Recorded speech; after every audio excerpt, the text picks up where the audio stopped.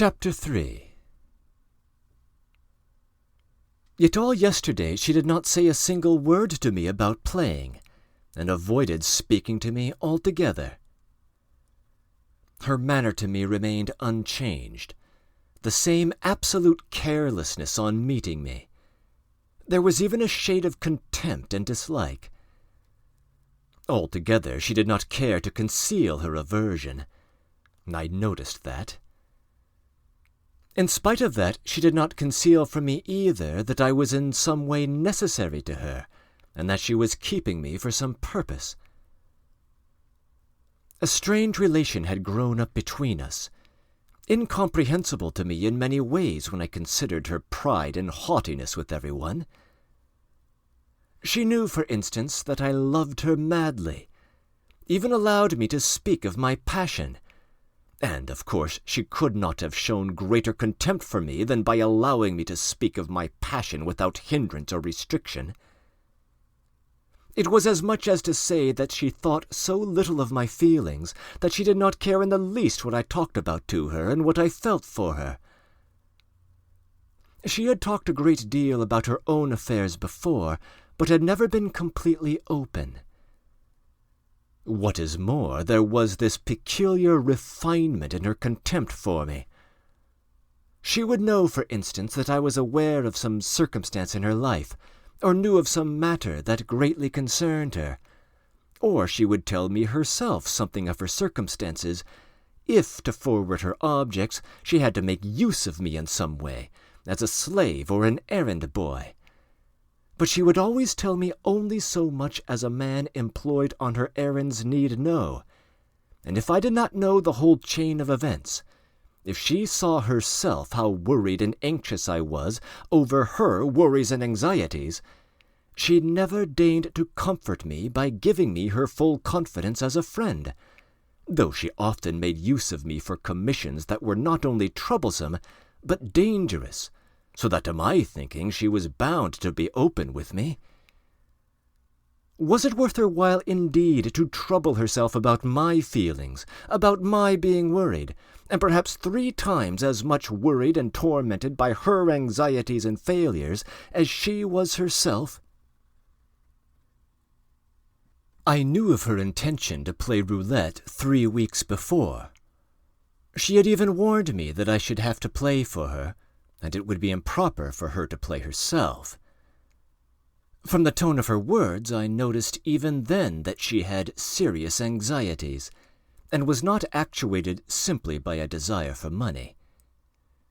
What is money to her for its own sake? She must have some object. There must be some circumstance at which I can only guess, but of which so far I have no knowledge. Of course, the humiliation and the slavery in which she held me might have made it possible for me, it often does, to question her coarsely and bluntly. Seeing that in her eyes I was a slave and utterly insignificant, there was nothing for her to be offended at in my coarse curiosity. But the fact is that though she allowed me to ask questions, she did not answer them, and sometimes did not notice them at all. That was the position between us.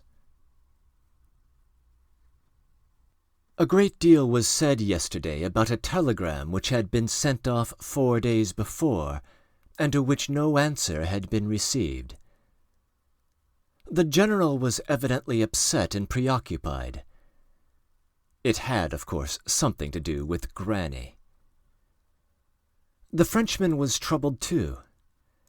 Yesterday, for instance, after dinner, they had a long, serious talk. The Frenchman's tone to all of us was unusually high and mighty, quite in the spirit of the saying, "Seat a pig at table, and it will put its feet on it." Even with Paulina he was casual to the point of rudeness. At the same time, he gladly took part in the walks in the public gardens and in the rides and drives into the country. I had long known some of the circumstances that bound the Frenchman to the general. They had made plans for establishing a factory together in Russia. I don't know whether their project had fallen through, or whether it was being discussed. Moreover, I had by chance come to know part of a family secret. The Frenchman had actually, in the previous year, come to the general's rescue, and had given him 30,000 rubles to make up a deficit of government moneys missing when he resigned his duties. And, of course, the general is in his grip. But now the principal person in the whole business is Mademoiselle Blanche. About that I am sure I'm not mistaken. What is Mademoiselle Blanche? Here among us it is said that she is a distinguished Frenchwoman, with a colossal fortune and a mother accompanying her. It is known, too, that she is some sort of relation of our Marquis, but a very distant one, a cousin or something of the sort. I am told that before I went to Paris, the Frenchman and Mademoiselle Blanche were on much more ceremonious, were, so to speak, on a more delicate and refined footing. Now their acquaintance, their friendship and relationship, was of a rather coarse and more intimate character. Perhaps our prospects seemed to them so poor that they did not think it very necessary to stand on ceremony and keep up appearances with us. I noticed even the day before yesterday how Mr. Astley looked at Mademoiselle Blanche and her mother. It seemed to me that he knew them. It even seemed to me that our Frenchman had met Mr. Astley before. Mr. Astley, however, is so shy, so reserved and silent, that one can be almost certain of him. He won't wash dirty linen in public. Anyway, the Frenchman barely bows to him and scarcely looks at him, so he is not afraid of him. One can understand that, perhaps, but why does Mademoiselle Blanche not look at him either? Especially when the Marquis let slip yesterday in the course of conversation, I don't remember in what connection, that Mr. Astley had a colossal fortune, and that he, the Marquis, knew this for a fact.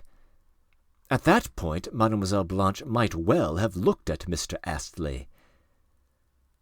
Altogether the general was uneasy. One can understand what a telegram announcing his aunt's death would mean. Though I felt sure Paulina was, apparently for some object, avoiding a conversation with me, I assumed a cold and indifferent air. I kept thinking that before long she would come to me of herself. But both today and yesterday I concentrated my attention principally on Mademoiselle Blanche. Poor general! He is completely done for. To fall in love at 55 with such a violent passion is a calamity, of course. When one takes into consideration the fact that he is a widower, his children, the ruin of his estate, his debts, and finally the woman it is his lot to fall in love with. Mademoiselle Blanche is handsome, but I don't know if I shall be understood if I say that she has the face of the type of which one might feel frightened. I, anyway, have always been afraid of women of that sort. She is probably 25. She is well grown and broad, with sloping shoulders.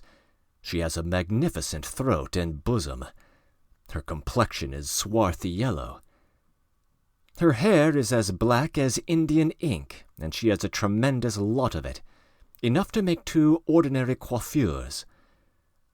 Her eyes are black with yellowish whites. She has an insolent look in her eyes. Her teeth are very white. Her lips are always painted. She smells of musk. She dresses effectively, richly, and with chic, but with much taste. Her hands and feet are exquisite. Her voice is a husky contralto.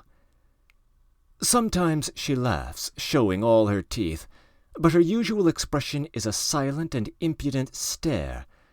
Before Paulina and Marya Philippovna, anyway. There is a strange rumor that Marya Philippovna is going back to Russia.